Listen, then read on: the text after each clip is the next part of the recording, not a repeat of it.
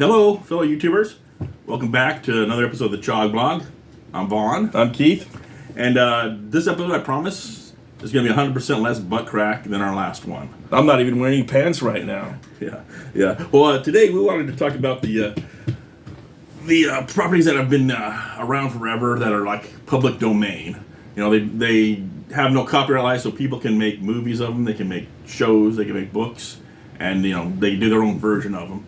They've been around, since the 30s and 40s. And there's always been good versions and bad versions. But there's always one definitive version, one that stands out that really makes a big difference. Yeah. So one that gets done most of the time is the Three Musketeers.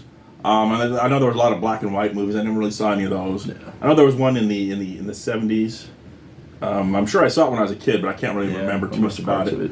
But lately they've been like really two bad ones that stick out in my mind, and that was like one that was made by some kung fu director, where they had them doing kung fu moves and sticking to the walls, and like supposed to be the Matrix meets Three Musketeers. Yeah. It was just awful. Yeah, it was awful. And then they had the one with Mila Jovovich, where she was like basically a female James Bond, and it was just nothing, but it had more special effects than the Phantom Menace did, and they set it up to do like a trilogy, but.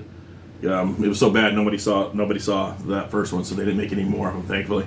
But I think the best one was definitely 1993's The Three Musketeers. Had Kiefer Sutherland, had Charlie Sheen, Chris O'Donnell, and Oliver Platt as the Three Musketeers. And what's the fourth guy's name? Is he D'Artagnan? Yeah. D'Artagnan. It was a fun movie. I mean, it wasn't Oscar worthy or anything by any means, but it was really great. It was really great. Another one that's been done a lot is Zorro.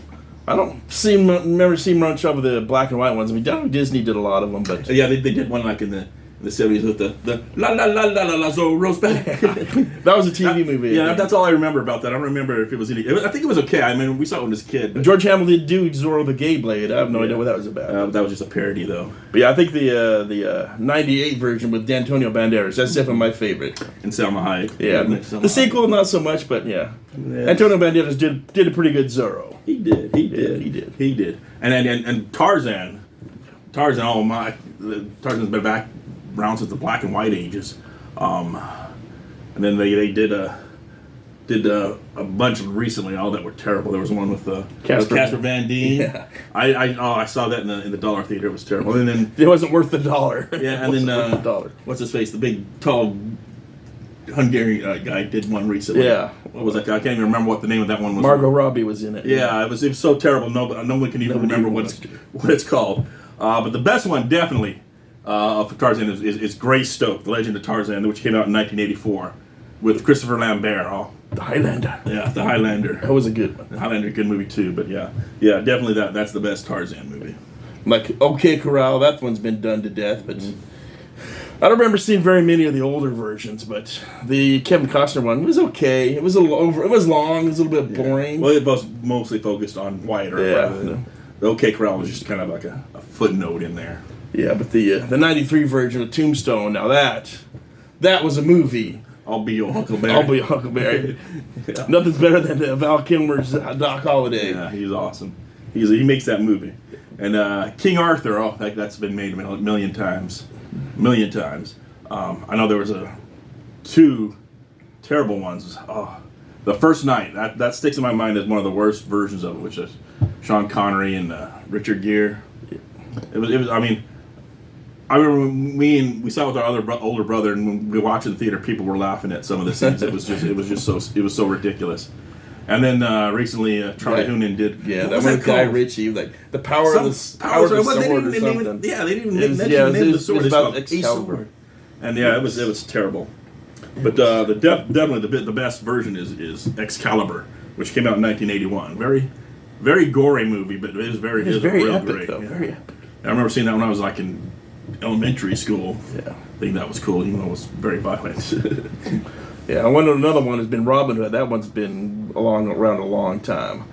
I remember the Disney version, the animated version. I don't think I ever saw any of the old. What was it? The guy that's always the green tights. Yeah, but Earl something or something Earl. Yeah, I don't know that guy, but But there have been some crappy ones recently. That one with Russell Crowe. Oh, Oh, they try to make it realistic. Man. Oh, it's realistic. It's gritty. it was awesome. boring. It was boring. It was pointless. They took away all the fun of it was and basically kind of like a prequel too. It's Yeah. like, oh, let's not have all the stuff you know about King Arthur in there. It's, There was that one with Taron Egerton and Jamie Foxx recently. Again, they tried to mix it with The Matrix. and he's shooting like Just CG bows like they were doesn't like there was work. rain. That was stupid. Definitely the best Robin Hood version is the '91 version with Kevin Costner. Prince of Thieves. Yeah, He was a good Robin Hood. He didn't speak with an English accent, but he still pulled the movie off. it was a good movie. And the Sheriff of Nottingham, oh, he was a good villain. Alan Rickman. I love him. Can't beat Alan Rickman. That was such a good movie. It was. Yeah, and of course they also made a toy line that coincided with that movie. Wasn't a very successful one, but it was really cool.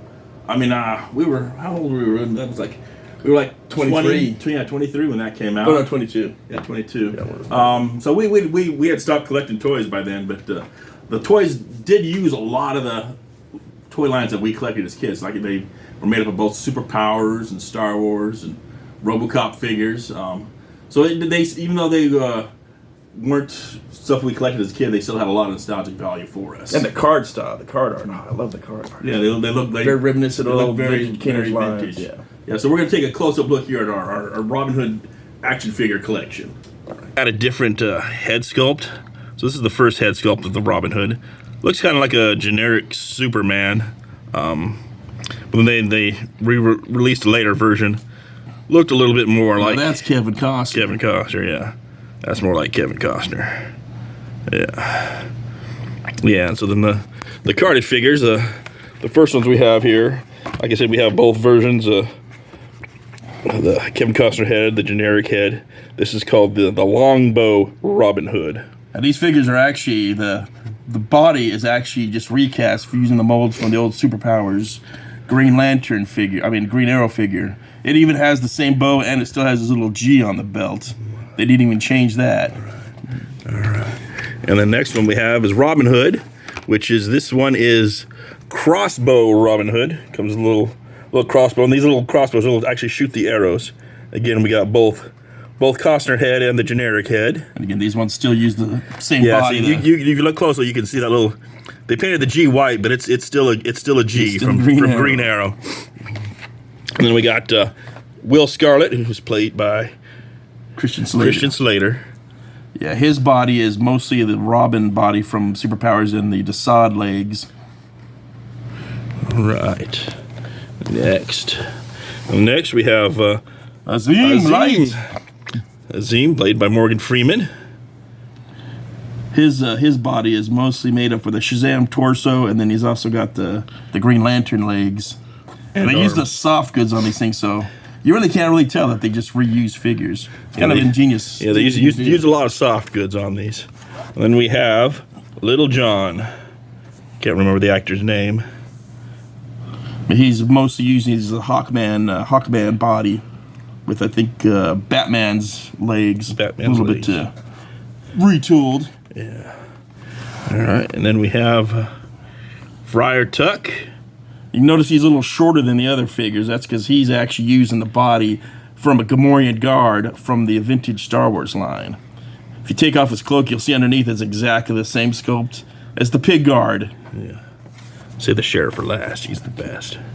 And then we have the Dark Warrior, which is Now he's mostly just another reuse for the Hawkman body. He's got some shiny tunic. Supposed to be chainmail, but it's pretty cool looking. Right. Nice. I love this card art. It's Yeah. just really vintage looking. Very vintage looking. And the last, we have the Sheriff of Nottingham, played by Alan Rickman. Now this body is, if you're familiar with the Superpowers line, this is exactly the same body that is from the Lex Luthor. Yeah, they Superpowers might have had his boots, made him smaller, and gave him Green Arrow arms. The head, though, isn't really based on Alan Rickman. They just used the head from a figure from RoboCop called Chainsaw. So it doesn't really look very Alan Rickman-ish. Yeah. See, there's Alan Rickman. You throw a good goatee on it, I guess nobody will notice. Yeah, and he's angry. We don't have any of the vehicles in our collection, but a lot of the vehicles use the same molds of Star Wars. Like the Sherwood Forest is just the Ewok forest. They just put some foliage on it. There's the Battle Wagon, which is just the Ewok Battle Wagon, which they also put the Ewok catapult on top.